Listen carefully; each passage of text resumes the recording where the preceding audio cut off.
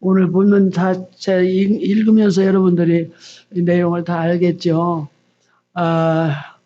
이 고난주간에 이제, 제가 이렇게 십자가를 묵상하면서, 이제 이렇게 싱크대 앞에 있으면은 찬양하고 막 이렇게 사랑을 묵상하고 그러는데 어떤 찬양이 나오냐면 웬 말인가 나를 위하여 주돌아가셨네. 이 찬양이 나오면서 그 맨 마지막 절에 몸 밖에 드릴 것 없어 이 몸 바칩니다. 이제 이 찬송을 계속 했어요. 했는데 지난 주간에 제가 감기로 고생을 좀 했어요. 그리고 나이가 드니까 여기저기 아픈 데도 생기고 그런데 이 몸 바칩니다. 이 찬송을 하는데 어떤 생각이 드냐면 늙고 병들으면 이 몸도 못 바치겠네요. 바칠 몸도 없겠어요. 그러면서 눈물이 나오는 거예요. 젊었을 때, 어렸을 때 그 주님 만나고 너무 그 은혜가 감사해서 정말 드리고 싶은데 집에 와서 다 드려봐도 드릴 게 없어. 어머니가 돈도 안 주지. 헌금 드릴 돈도 없지. 그러니까 교회 가서 헌금 진행하는 헌금 성가대 앉았으면 다른 사람들은 땅바닥에 앉고 성가대 오면 의자에 앉아 옛날에는. 그러면 헌금 바구니가 지나가면 이 사람들이 다 나를 볼 것 같아. 근데 헌금 바구니 이렇게 손만 넣어봐도 원이 없겠어. 돈이 없으니까. 그러니까 나는 항상 예배 시간에 두 손을 이렇게 모으고 주님 나는 드릴 게 몸밖에 없어요. 이 몸 받아주세요. 저는 몸밖에 없어요. 나를 받아주세요. 나는 헌금을 못 바치고 내 몸을 드립니다. 주일날마다 헌금 바구니만 지나가 울면서 너무 그 십자가의 사랑이 너무 큰데 나를 위해서 생명 주신 그 은혜가 너무 큰데 드릴 게 없어. 그래가지고 울면서 이 몸 바칩니다. 그러면서 생각을 했어요. 아유, 어떻게 해야 몸을 바치나? 몸을 바치는 게 무엇인가? 그럴 때 우리 교회 장로님이 대표 기도를 하시는데 주님의 몸 된 성전, 우리 주님의 몸 된 성전 이런 기도를 하는 거예요. 그래서 내가 교회는 주님의 몸이구나. 그러면 내가 이 몸을 청소해드리는 게 예수님 발 닦아드리는 거구나. 이걸 깨달아지는 거예요. 나 혼자 해석이 그냥 그때는 뭐 신학 공부도 안 하고 그러면서 내가 그럼 내가 교회 청소를 내가 해야지 하고 토요일 날이면 일찌감치 새벽에 예배 끝나고 집에 밥 해드리고 와서는 새벽부터 이제 청소를 하는 거예요. 아침부터. 그런데 이 강대상을 닦을 때는 예수님 얼굴이라고 생각했어요. 그래서 강대상은 예수님 얼굴은 깨끗한 수건으로 닦아드려야 될 것 같아. 집에서 깨끗한 수건을 해가지고 와서 강대상을 닦으면서 막 예수님 사랑해요. 예수님 사랑해요. 막 청소하면서 막 우는 거예요. 막 예수님 너무 좋고 감사해서. 그래 나는 드릴 게 없어서 청소라도 하고 예수님 세수라도 시켜드리고 몸이라도 닦아드려야지. 그러면서 또 강대상 닦으면서 무슨 기도했냐면 하나님 제가 지금은 청소하러 올라오지만요. 이 다음에 부흥 강사 되어서 강단에 서서 설교하게 해주세요. 이 강단에 서서 설교하게 해주세요. 왜 그런 기도를 했는지 모르겠어. 20몇 년 후에 제가 금산선교회 부흥 강사로 간 거예요. 그래서 부흥에 설교를 하려고 강단에 서서 보니까 내가 청소하던 강대상에 그대로 있네. 아이고 그래서 얼마나 감사하고 눈물이 나오는지 내가 이 강단에서 부흥 강사 되겠다고 기도했는데 주님 사랑하는 마음 때문에 드릴 게 없어 청소라도 하려고 했는데 세상에 우리 주님이 나를 여기다 세웠다고 생각하니까 얼마나 저 시간부터 눈물이 쏴지는지 그랬더니 그 성결교에서 그래서 내가 이제는 이 강사상 내가 설교했으니까 치워도 되니까 크리스탈 강대상으로 바꾸라고. 그래서 그 집회 때 크리스탈 어떤 분이 손들더라고. 내가 강대상 하겠다고.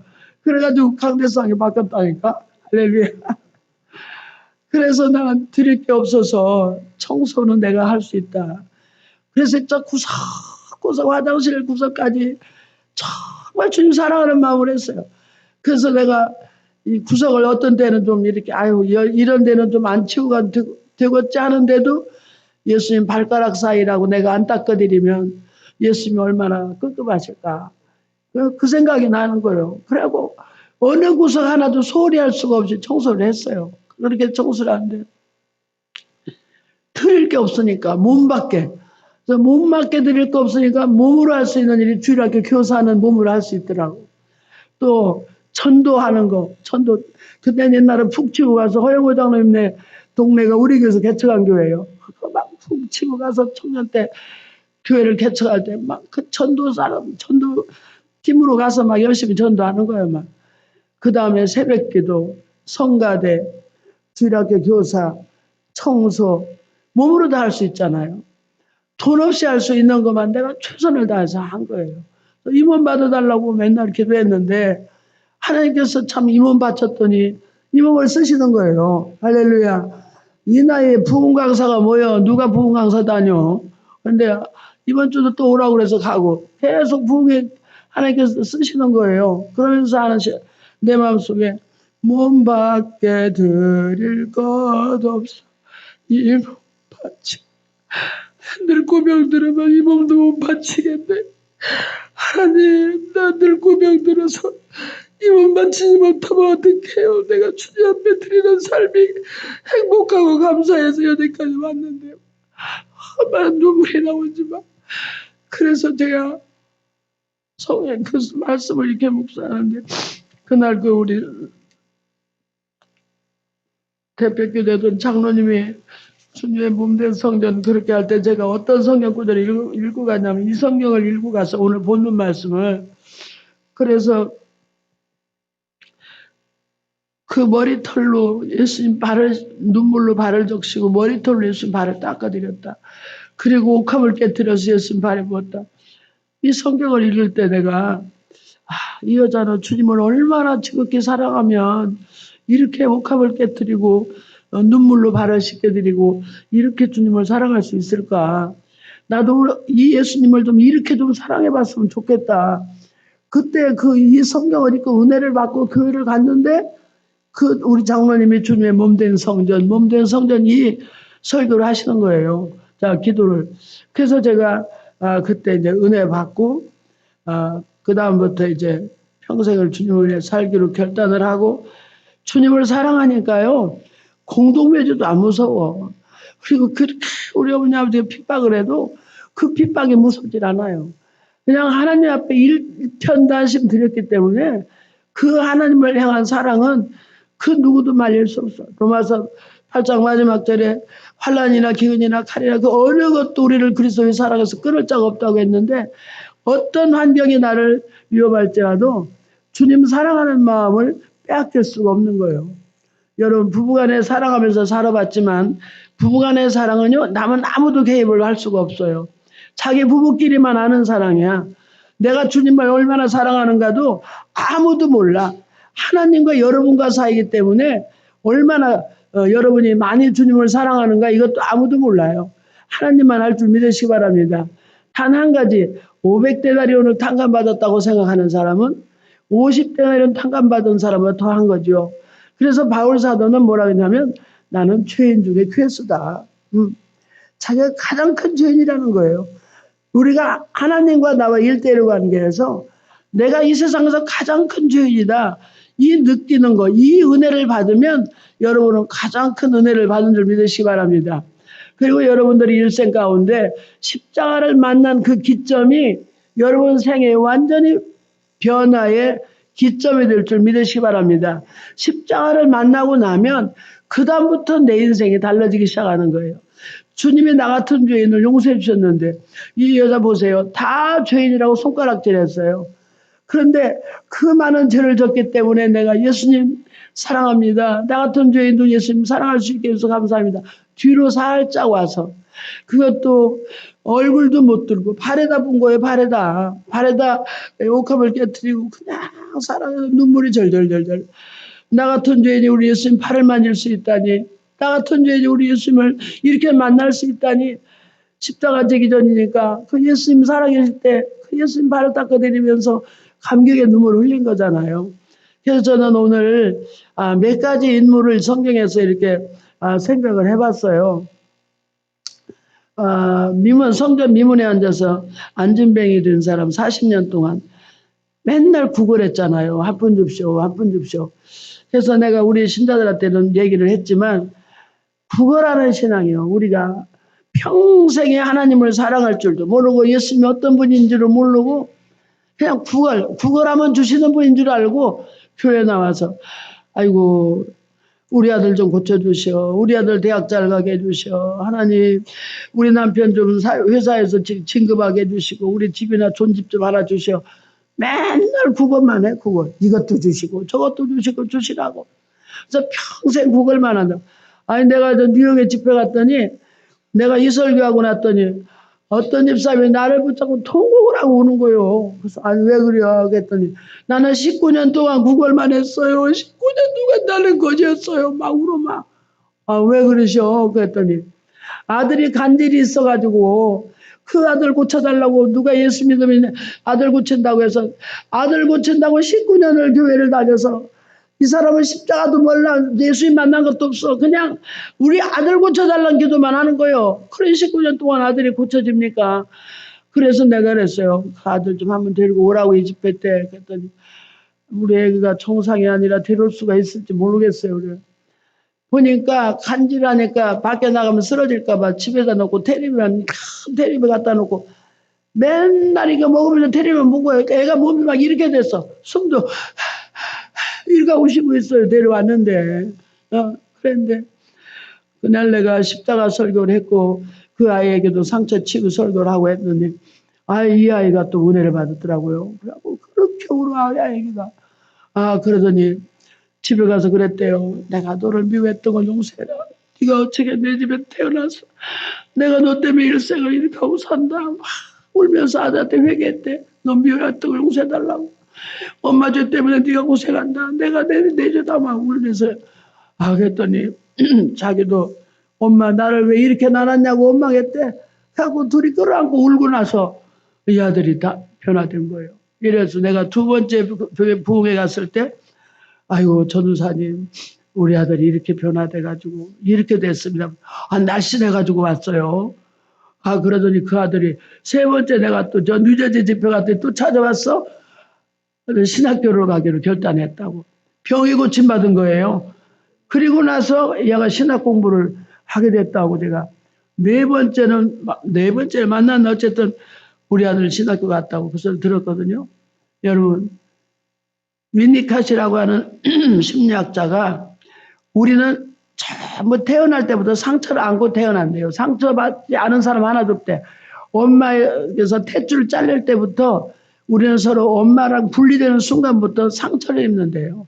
그래가지고 어린아이 때 장난감 누가 뺏어가면 그것 때문에 상처받고 유치원 가서 애들이 자기랑 안 나눠주면 그것 때문에 상처받고 또 사춘기에서 이성과 사랑을 교제를 하고 싶은데 제대로 안 되면 친구들한테 배신하는 거 상처받고 이래서 우리는 평생에 내적 치유를 받지 않으면 살 수 없는 상처를 안고 사는 존재라는 거예요. 없는 사람은 한 사람도 없대요. 그런데 이 상처는 무엇으로 치유할 수 있느냐? 부모님의 사랑이나 부모가 안 계시면 할머니 사랑, 아니면 이모 고모 사랑, 아니면 친구 사랑. 이 수평적인 인간관계의 사랑을 받을 때 치유된다는 거예요.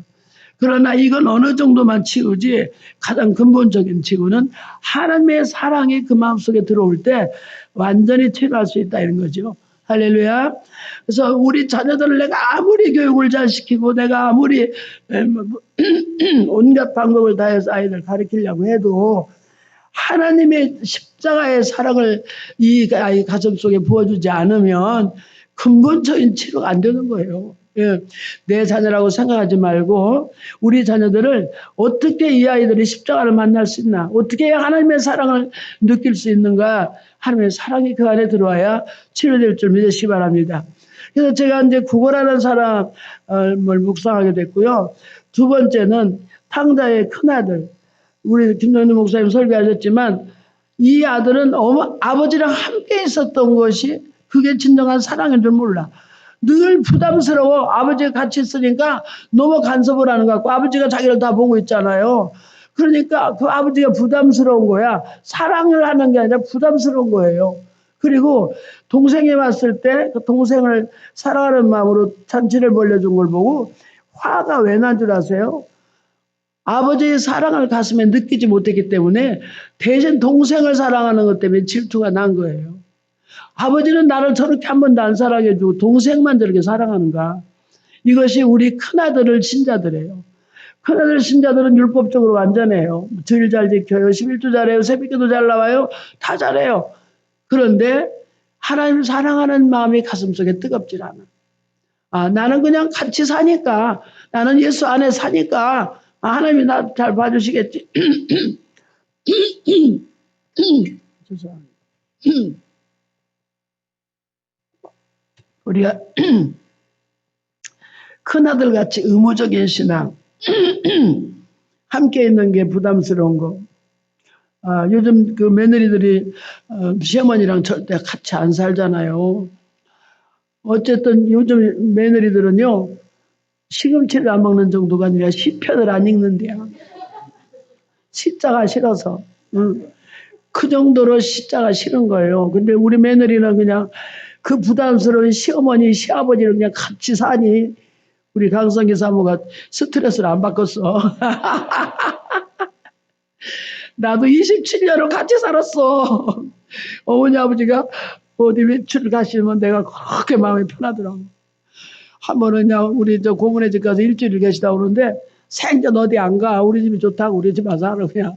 근데 어디 한 번 가셨어 일주일 동안.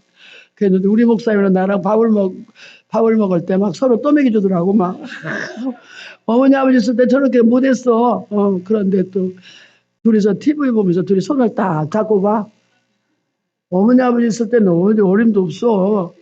그래서 내가 부모님이 다른 게 부모님이 아니고 같이 있다는 자체가 부담인 거예요. 안 계시니까 그 공간이 그렇게 편해. 그런데 여러분 보세요. 하나님이 여러분을 늘 살피고 있다고 생각해 보세요. 여러분 행동이 자유로워요? 자유롭지 못해요? 자, 부담스럽지. 하나님 우리를 사랑하긴 사랑하는데 부담스러운 거예요. 부담스러워. 하나님 좋아. 나도 안 봤으면 좀 자유롭겠어. 하나님 없는 데서 좀 내 맘대로 살아봤으면 좋겠어. 그게 탕자의 마음이었어요. 자유롭고 싶은 거. 그런데 그게 자기 인생의 실패인 줄 믿으시기 바랍니다. 부담스럽고 나와 함께 하시는 그 하나님이 느끼지는 못해도 같이 있었다는 자체가 얼마나 행복인 것을 난 다음에서 알 거예요. 우리 부모님이 돌아가시고 났는데 제가 얼마나 지금도 사진을 보면 가슴이 아프고 눈물이 나. 내가 며느리를 모셔보니까 시어머니가 나를 모실 때 얼마나 힘들었는가 알아. 시부모 모시는 것보다 며느리 모시기가 훨씬 힘들어. 그런데 우리 어머님이 나 집회 나가시면 우리 김정준 목사 사랑해서 다 길러주고 그래서 나를 생각할 때는 우리 김 목사 얘기할 때 나는 안 울어. 엄마는 하도 떨어져서 정도 없어. 그런데 할머니 얘기만 하면 울어. 그렇게 아들을 잘 키워주시고 우리 어머님이 이제 가셨는데 가시고 난 다음에 그렇게 어머니를 보고 싶고 뭐만 잡수 우리 아버지 먹을 거 해다 드리면 참 맛있다. 농사 안 져도 이렇게 맛있는 거 먹을 수 있다. 북에 가서 떡을 해줘서 떡을 갖다 드리면 우리 아버지 떡을 좋아하셨거든. 참 농사 안 져도 이렇게 맛있는 거 먹여주신다 하나님이. 그 부모님이 사랑을 같이 있을 때는 부담스러워 몰라. 근데 떠난 다음에 부모님의 사랑을 알듯이 우리가 어려움당하고 힘들 때 하나님이 그때 나를 얼마나 사랑하셨던가 그 사랑을 깨달을 줄 믿으시기 바랍니다. 그래서 이 사랑 때문에 우리가 신앙생활할 때 힘이 나는 거예요. 예수님의 그 사랑이 우리 에너지가 되는 거예요. 우리가 헌신할 수 있는 힘이 되는 거예요. 내가 만일에 우리 부모님이 아니라 누구 친구나 누구한테 한 뭐 1억이나 10억을 내가 선물을 받았다고 생각해 보세요. 그 친구 자녀들이 내 집에 왔을 때 내가 그 선물 안 해주겠어요? 그 아버지라고 생각해서. 요나단 보세요. 요나단과 다윗이 맺은 언약 때문에 그 무비보셋이라는 그 장애인 아들을 평생을 같은 상에서 밥을 먹잖아요. 이것이 사랑에 빚진 자들이 하는 행위예요. 우리가 하나님 앞에 헌금을 하거나 충성을 할 때 의무적으로 하는 게 아니야. 내가 이만큼 하니까 이만큼 주시겠지. 우리 아는 권사님 한 분은 이래. 아이고 나는 천국에다 상급 쌓으려고 나는 이렇게 하나님 앞에 헌금해 이러더라고. 물론 그건 맞아요. 그렇지만 이미 받은 사랑이 크니까 그 사랑 때문에 하는 거지. 앞으로 받을 막 이 축복 막 이걸 받으려고 하는 게 아니라 이미 사랑에 빚졌기 때문에 생명까지 주셨는데, 우리 예수님이 나를 위해서 생명도 주셨는데, 생명 주셨는데, 그 다음에 내가 뭘 드려야 될까요? 나는 그 십자가를 만나는 날, 내 인생이 결정이 됐어. 주님이 나를 생명 주셨으니, 나도 생명을 드려야 돼. 내 일생을 드려야 되겠다. 세상아, 우리 종걸 준다고 해도 예수님 사랑과는 바꿀 수가 없더라고.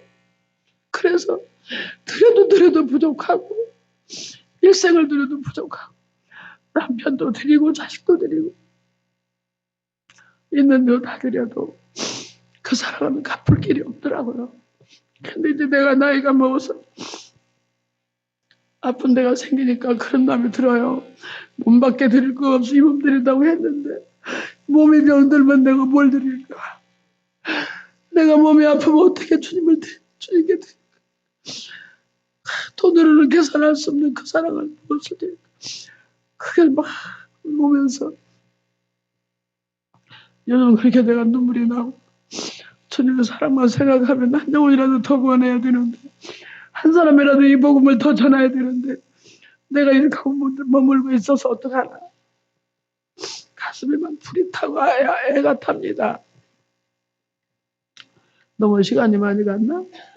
어제는 줌 예배를 드렸어요. 우리 물맷돌 선교회원들 줌 예배 시간이라 예배를 드렸는데 창녕에서 온 여자 권사님 한 분이 오래간만에 내가 들어왔더니 가서 줌 예배를 드렸어요.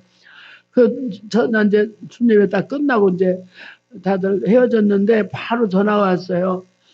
전도사님, 나 기도받고 싶어서요. 그래서 내가 무슨 문제가 있는 줄 알고 그래 무슨 문제가 있어? 그럼 기도하지. 그랬더니 다른 문제가 아니고요. 예수님을 제일 먼저 사랑하고 예수님 사랑을 다른 것 때문에 뺏기지 않도록 내 마음에 예수님 사랑으로 채워달라고. 세상 어떤 유혹이 와도 예수님 사랑 뺏기지 않게 주님을 제일로 사랑할 수 있게 해달라고. 가족보다도 내가 어떤 것보다도 주님을 사랑할 수 있는 마음 내게 충만하게 해달라고 그걸 기도받고 싶어요. 나도 전도사님처럼 주님 사랑하는 마음 달라고 기도해주세요. 둘이서 기도하면서 통곡을 했어. 그 권사님도 막 엉엉하고 울고 나도 울고 막 울면서 주님 사랑하게 해달라고 했습니다.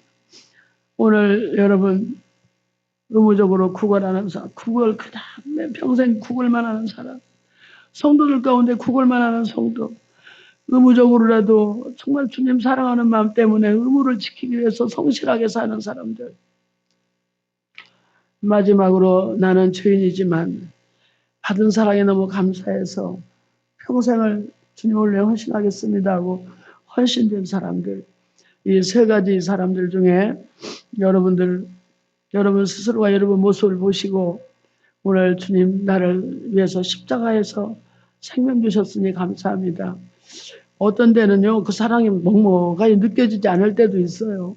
그런데 여러분들이 십자가를 깊이 묵상하면 할수록 그 십자가의 사랑이 여러분 가슴 속에 하나님 느끼고 부어주셔서 성령으로 그 사랑을 여러분들도 받고 평생을 주님을 위해 일해도 피곤치 않고 고단치 않도록 성령께서 여러분을 붙들어 주시기를 주의 이름으로 축원합니다.